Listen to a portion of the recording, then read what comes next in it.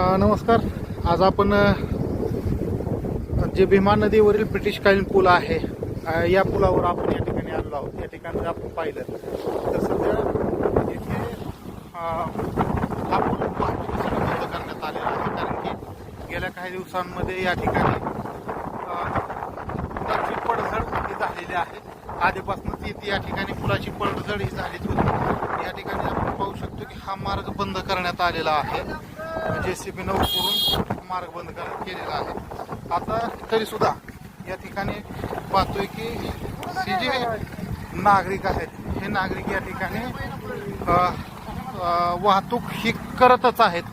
हे आपण या ठिकाणी पाहू शकतो, कारण की सध्या या ठिकाणची जी वाहतूक आहे ही जड वाहतूक ही बंद केलेली आहे. उजनी धरण हे पूर्णतः भरलेलं आहे.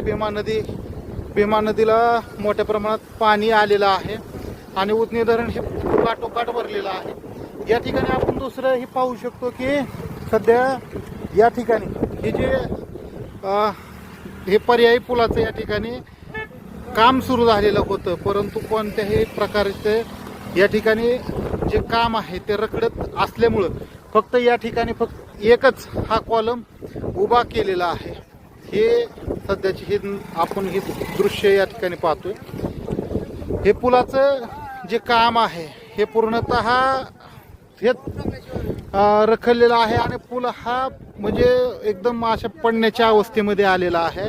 1855चा हा पूल आहे. त्यामुळे सध्या अनेक समस्या या ठिकाणी आहेत की बाबा एखाद्याचा जीवितास हा धोका निर्माण होऊ शकतो. सावित्री नदीवर ज्या प्रकारे दुर्घटना घडली त्याप्रमाणेच या ठिकाणी ही अशा प्रकारची दुर्घटना होण्याची दाट शक्यता आहे. त्यामुळे प्रशासनाने या ठिकाणी आपण जर पाहिलं तर हे बॅरिकेडिंग जे आहे हे प्रशासनाने याच्या आधी केली होती, परंतु बरंच सुद्धा इथून जड वाहतुकीला बंदी करण्यात आली असताना जड वाहतूक बळजबरीनं करून हे बॅरिकेडिंग समोरचं जे बॅरिकेडिंग आहे हे तोडलं होतं, कटरने तोडलं होतं.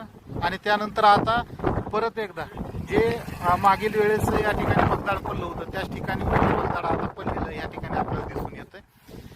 आपण त्या ठिकाणी जाणार आहोत. त्या ठिकाणी जे दृश्य तुम्हालाही दाखवलं जातील.